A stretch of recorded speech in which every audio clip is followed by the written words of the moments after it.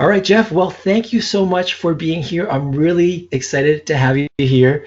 I think your career tips, perspective are really helpful for the viewers today. And I just want to bring you here today to maybe perhaps share some additional tips, actionable advice, as you would say, to help people, my viewers, land that new role. Now, I know that you're in the tech space, but I was hoping that perhaps we can focus on, maybe a bigger market. As we all know, with the pandemic, there's really been a huge impact on all of our lives. And I've seen through my clients, and I remember coming across like an article on Randstad.ca that there's like this hiring trend in the world of healthcare, logistics, like that, foods, for example, in addition to tech, these essential services sector. So hopefully, if you're okay with it, maybe we can just focus our discussions like on various industries rather than one specific one. And if you're good with it, I've got about 10 questions lined up for you today. Sure, sounds good. Sounds like a plan, Brian. Thanks for having me. Awesome. So, just to give you might not know this, I actually found you through your Facebook group, and then from there to your YouTube channel. And right away, I was like, whoa, this guy's got fresh material. And I will say right then and there, like when I started my channel, I was still trying to figure it all out and understand how YouTube works. And it was a part-time gig, but all the career stuff was very similar. And you came out, and I was like, wow, this guy's got a very different perspective. He's providing extra value. Like you go really deep into your content. The production is amazing. And of course, I believe your target market is fresh grads, but I think it's very transferable to those that are career pivoting, right, due to COVID, and those that are just thinking of moving into a different industry. So thanks so much for being here. Now, I've got my 10 questions for you, but maybe we can just start off with maybe just giving it a little bit about your background, maybe walk us through your career, your career journey to date. Maybe we can start there. Sure, sounds good. I mean, 10 questions. That's a lot of pressure, Brian. I don't know, man. I'm a three-question kind of guy, my 3 points, one, two, three. But starting from my career background, so if I'm going to be very honest, I have a very standard, aka boring career path. It was very cookie cutter, to be very frank, right? So I went to undergrad in Emory University, got my BBA at the Cultivate Business School there. And from back then, the main, I guess, hot career topics or hot career positions were like basically investment banking and management consulting, right? That was it. That was literally what everyone talked about. It's probably different now, but back then that was like the two hottest job functions. So I interned with KPMG in Hong Kong in their management consulting department, got a full-time offer with Ernst & Young based out of a New York office. That was really fun. I got to fly around a lot, got a lot of airplane mileage points, and hotel points that I didn't end up all using, but it was fun while it lasted, before transferring back to Shanghai, Ernst & Young, to be closer with my family.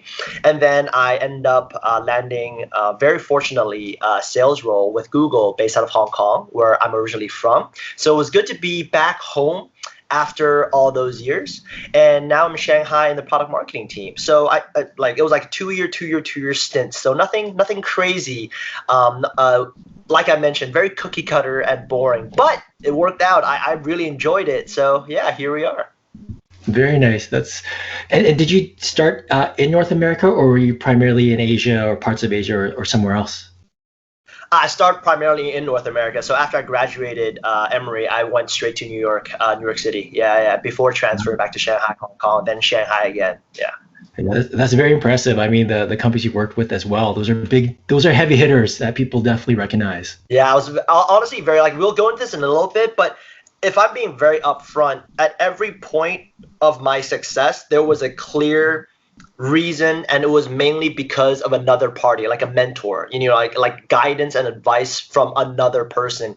And I know this is something we'll talk about a little bit, but this is my way of, I guess, paying back or paying forward, but yeah, we'll talk about that, Awesome. in the next 50 something minutes. Yeah, for sure. So you kind of stumbled upon it, but maybe you can just give us an idea of like, did you stumble upon that career, or did you steer towards a particular industry, or at least exclude other options? Like, how did you come to that decision, or where you wanted to go?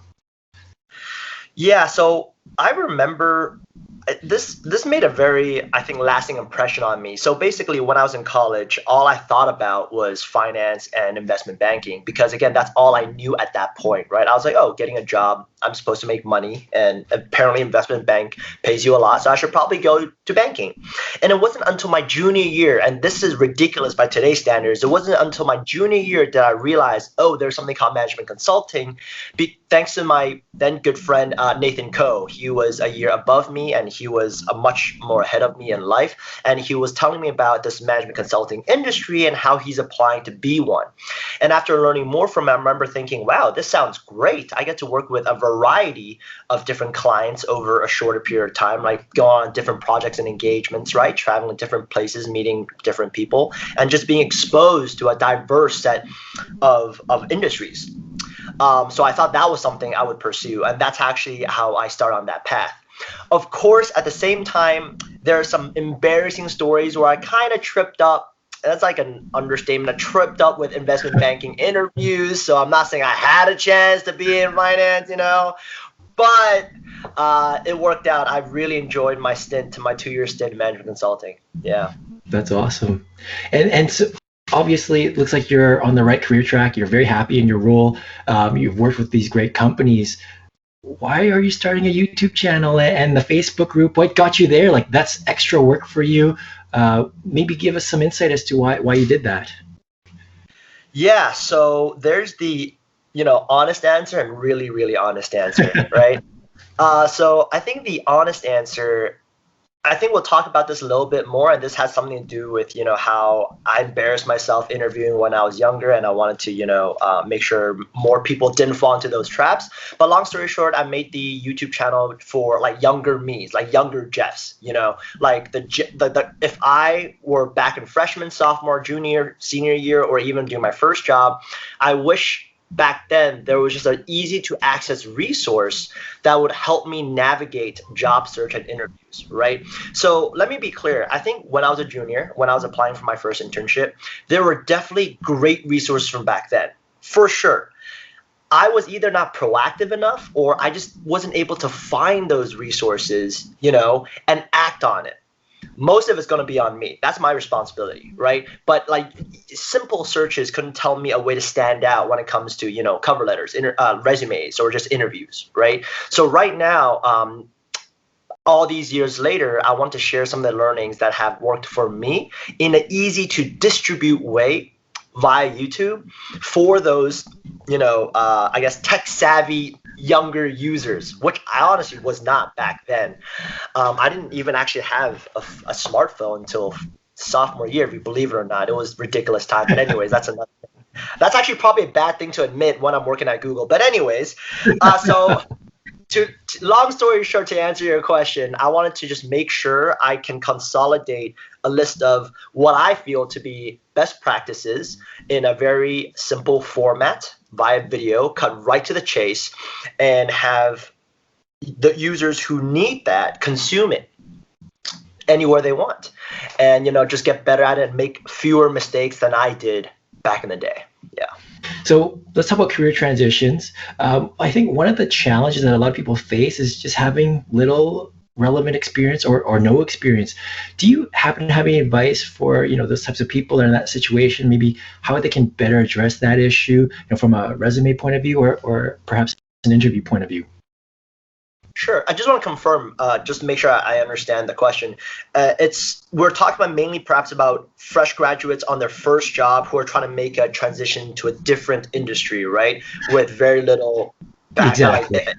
That new industry. Exactly. Yes. Okay, gotcha. So you talked about resumes and interviews. I would love to hear your input on resumes in a little bit because you're the expert on the resume part. You know what I mean? But for me, it's all about transferable skills. I like to talk about my experience going from consulting to Google sales because those are such different job functions and industries, right? Consulting, I was mainly working with very traditional clients versus Google is tech and sales, right? Neither of which I had any exposure to. I think what I'm about to say is relevant for a lot of people going to a very different industry, coming back to the transferable skills aspect.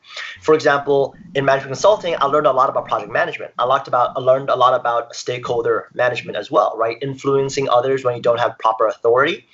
And in the sales role, you don't have much, I guess, you have no authority actually at all over the client. You know, they are king. And you want to make sure, number one, you're able to share your value add and tell them exactly what you can bring to the table that'll benefit them, and say in a way that, you know, the relationship continues to grow in a very positive way moving forward. And a lot of that I actually learned in consulting from watching the senior consultants, observing the managers and directors and managing partners, right? So the transferable skills there, I think, when I highlighted those in my resume and in the interviews, I think that really, I saw that spark in the interviewer's eyes. And I was like, oh, okay, this guy gets it. Like, he clearly, number one, did his research. He understands what sales, to a large extent, a salesperson at Google to a large extent needs to do.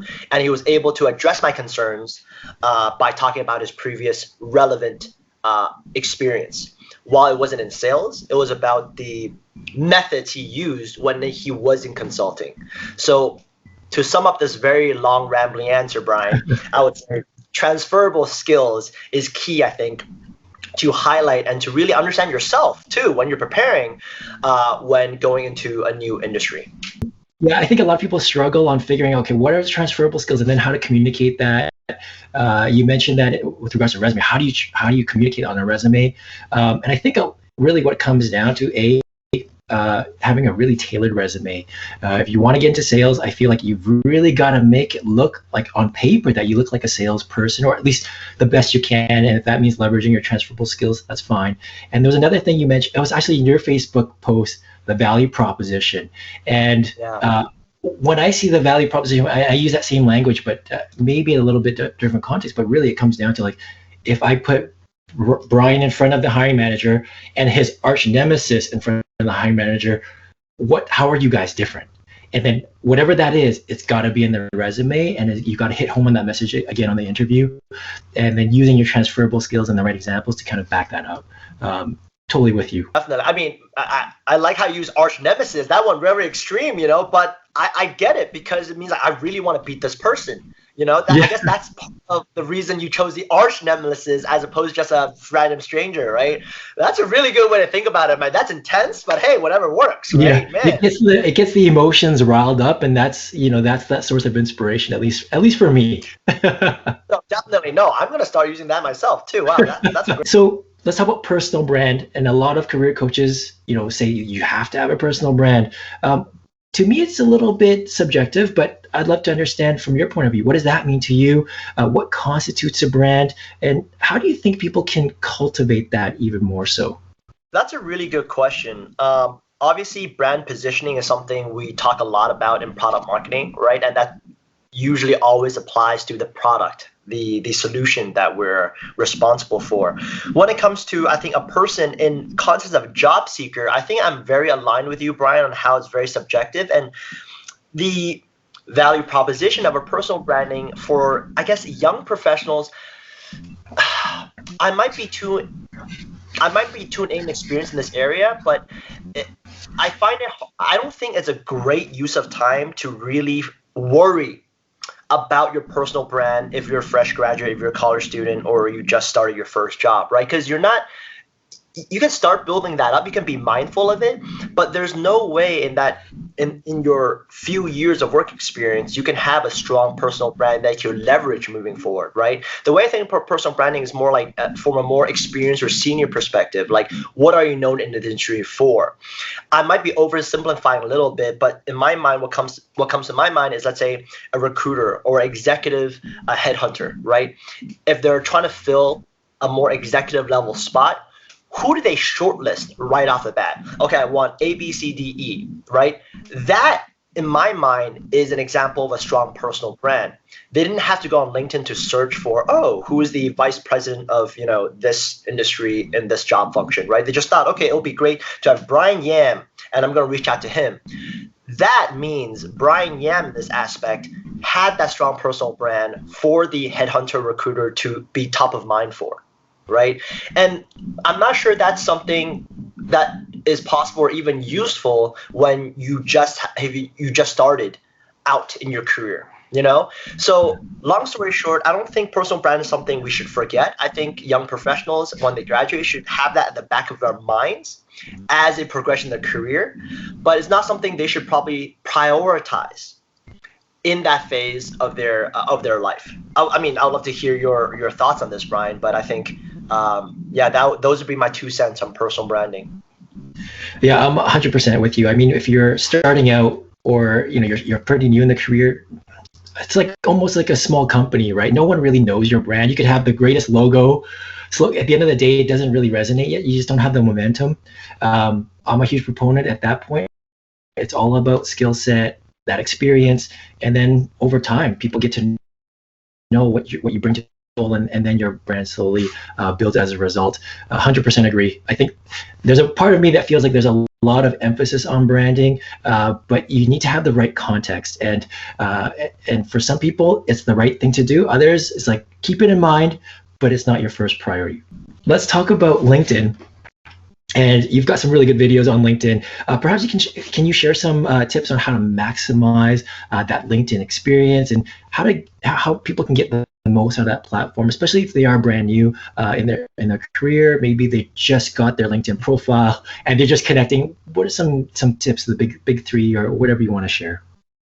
Sure. So full disclaimer, this is a tip I love. And again, I learned this from Austin Belsack. I did not come up with this myself, but I think it's just so amazing. And I've used it myself actually on Ali. So long story short, Austin is a huge proponent of the well, I want to make sure I get this right, of the bank account withdrawal metaphor analogy when it comes to networking with people on LinkedIn.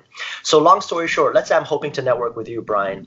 My withdrawal, or like my account balance with you, is at 0. We don't know each other. It might even be at negative. You're busy, you have loads of people reaching out, and you can't respond to everyone, right?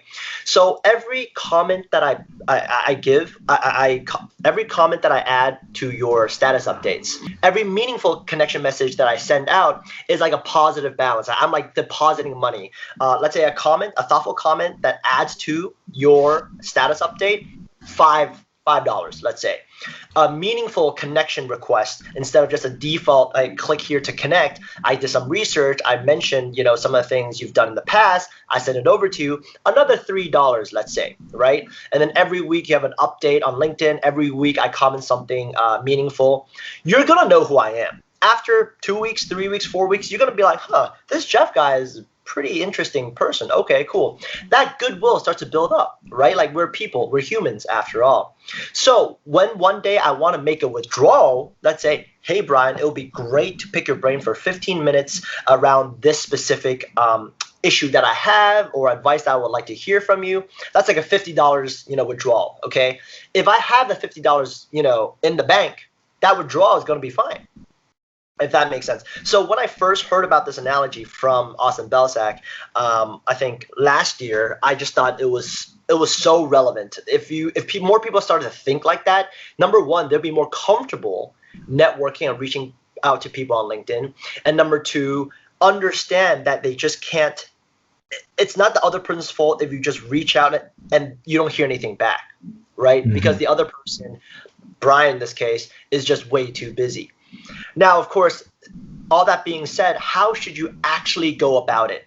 Another tip that I learned was the yes, and method. And I think I talked about this in one of my videos. If you want to comment on someone's LinkedIn update, or any other social media update, you want to first agree with it. If you do agree with it, don't be disingenuous, of course. If you do agree with it, and you share a personal story or a personal anecdote that exemplifies the point the original author is trying to make. I say a personal story because everyone has personal stories. I don't want to say, and then you want to quote someone from a book, or you want to quote, from Obama's autobiography, right? Because not everyone might have read those books. I have not yet. Mm-hmm. I will. But everyone has their own personal story. So if you do happen to agree, or you find the status update interesting, or the point they're trying to make interesting, you can just say yes. And this is what happened to me, exemplified it, share a personal story that helps the original author.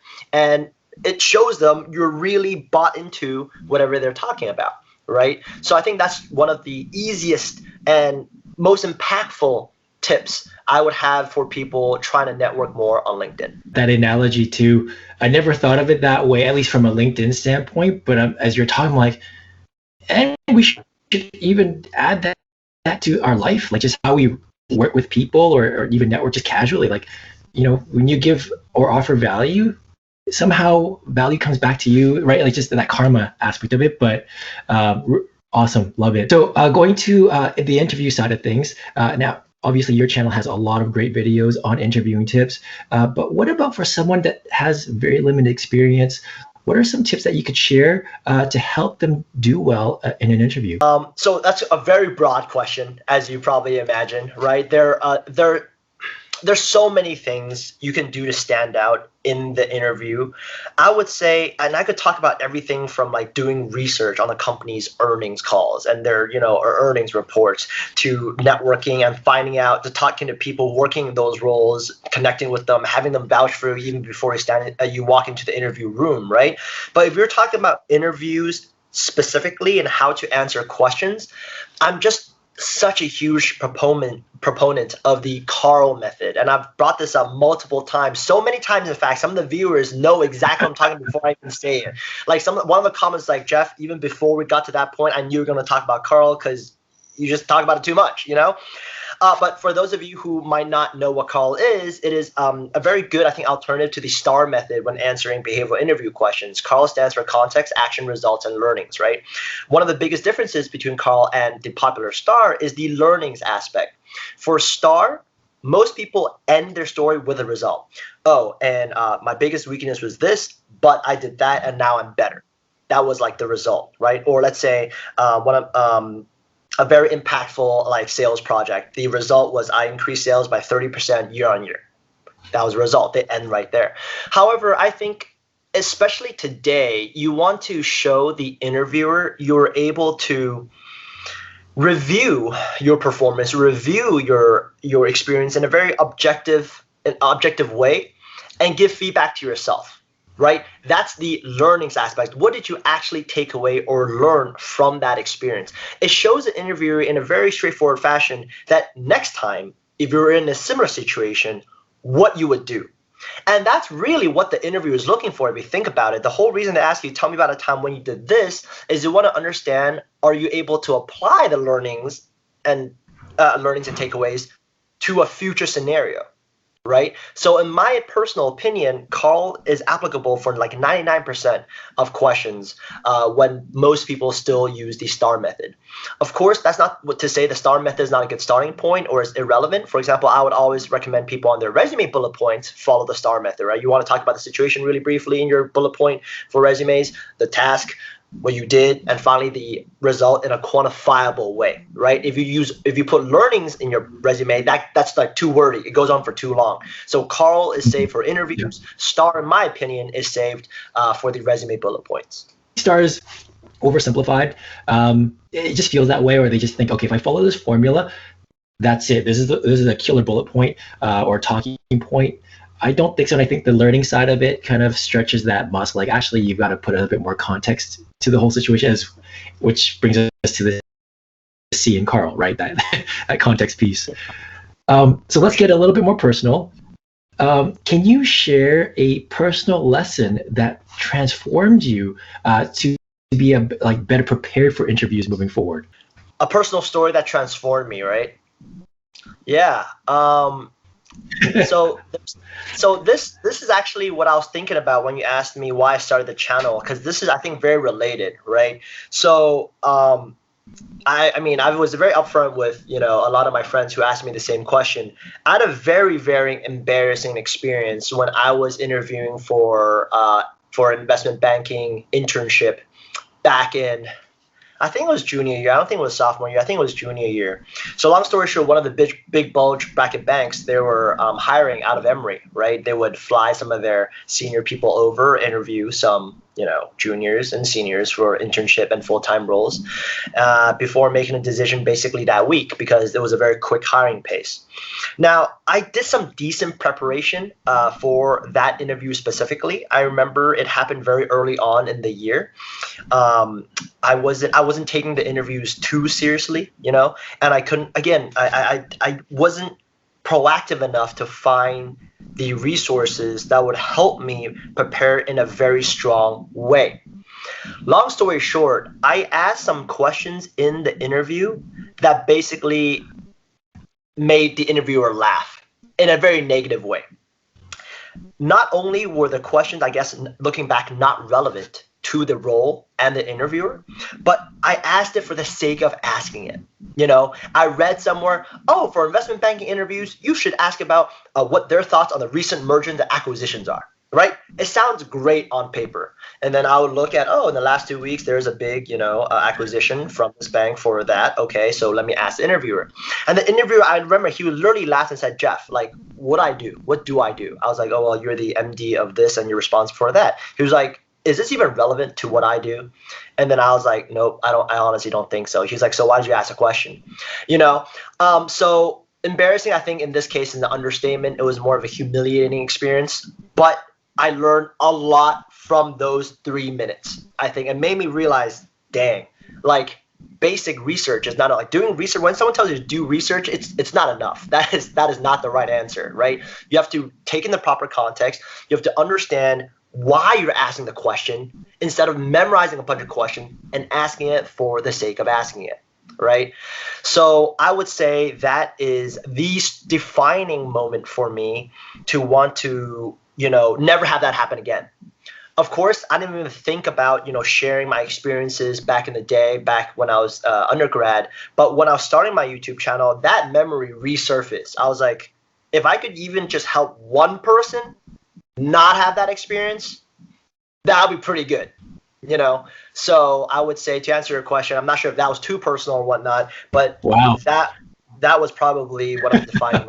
Yeah, and I think, it was probably embarrassing in the moment, but as you talk it through, to have someone that type of feedback and call you out on it, I think that's their other colleagues about it, and they don't give you that feedback. They don't give candidates feedback sometimes. I think that there's that nugget of information that was really helpful for you, but thanks for sharing that. That I get it. It does not feel easy to go through. Jeff, are there any job boards or platforms or apps that you'd recommend that could help people either find a job or transition their career or just look at what roles are available? Sure. So I think I'm going to actually, anger a lot of people by saying this, but I think the job boards, the tools, they're all the executional side, right? Before I worry about which job boards or which apps to use to find a job, let me first figure out how my strengths or what my background will align with to get the job that I want, right? Let's figure that out first. Which are the transferable skills can I highlight?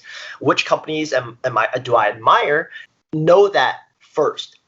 And then you can get into the more nitty-gritty like apps and tools and whatnot. There are actually a couple of little-known job boards and platforms that I posted on the Facebook group, I think a couple of weeks ago. I don't remember every single one, but some of them I found very interesting. For example, they were very much more user-friendly than, let's say, Glassdoor or Indeed.com, right? But for me personally, if I would only share my own honest experience. I've relied literally only on LinkedIn and Glassdoor, like growing up, from college till now, right? LinkedIn was my go-to place to network professionally, and Glassdoor was a place I would go to look at, the reviews for the companies or some of the interview questions that might be asked by those companies, and that's how I prepared. I would literally copy paste a lot of the questions I found into a Google document. Can't say Microsoft Word because Google Docs, much better than Microsoft Word. Just kidding for those of you using Microsoft Word. And I would just literally go through the questions. Back then I started using STAR method, but I moved on to Carl very, very quickly. And I just go through all the questions, understand what I'm trying to highlight per question, and go through the interviews.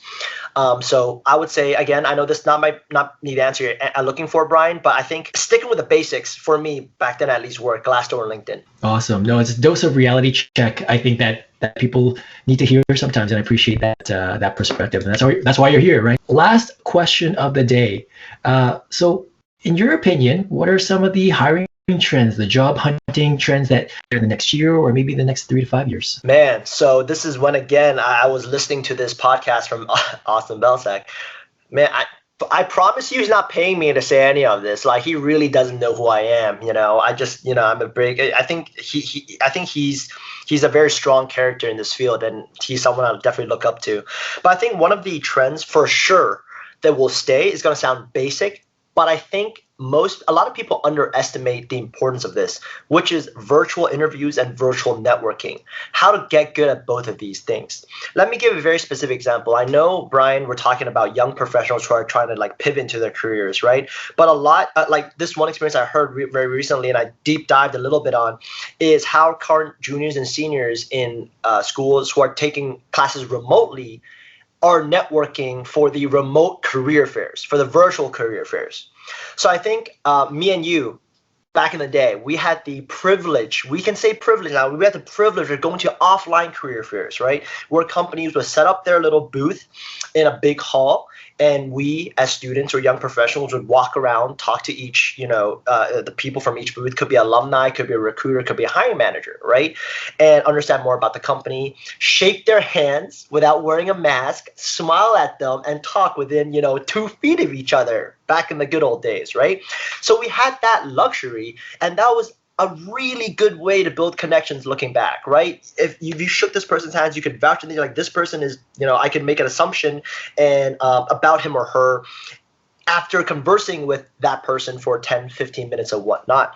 So what I heard about the virtual career fairs right now these students are going through is literally companies would come in for maybe like 10 minutes. They would present for like 8 minutes or something, and have 2 minutes to have people raise their hand, unmute themselves, and just give a quick spiel, right? Like, not only is that like not very personal, but it's really, really hard to differentiate or stand out in that 15, 20 seconds. Now, a very natural solution to this, a lot of people will talk about, is the elevator pitch, right? If you're able to do a 20-second strong elevator pitch, you will stand out. To some extent, yes. But I would say a lot of the strong candidates might not have that natural tendency to be a good elevator pitcher, So some people may have to really just adjust their expectations or adjust their, their personalities towards this new reality when it comes to networking online, right? Instead of just saying, "Hi, my name is Jeff. I'm currently a junior at Emory taking BBA. I'm majoring in finance and management consulting." And, instead of that very basic, boring intro, is there something new or something you can say to really stand out? Instead of just saying who you are, can you start with the value proposition? "Hi, Nike. I recently just listened to your earnings call, and I personally think in the New York market, you might be missing out on this specific opportunity that Adidas is capitalizing on. By the way, my name is Jeff, and I'm a junior at Emory." Like, is that something that should be standard moving forward? I would argue so, because that's going to catch your other person's attention. That's going to help you stand out. So, yes, I think those are some of the new trends for job seekers moving forward. For interviews, this is actually going to be more about the hardware side. I honestly think most people don't put enough time into, number one, going through rehearsals for interviews, especially over, let's say, Skype, or like, let's say, over Zoom or Google Meets call, right? They should always test out with a friend or a family member before they actually go into the interview. Maybe even record their screen and see how it looks. If it's too dark, turn on the light. Buy a small $5 light off Amazon, stick it on there, or perhaps invest in better audio, right? I fully understand that's not something everyone is able to do, but at least understanding or knowing ahead of time where you might be facing some challenges is always going to be better than starting the interview be like, "Oh crap, I don't have a microphone." It's just going to be awkward from there.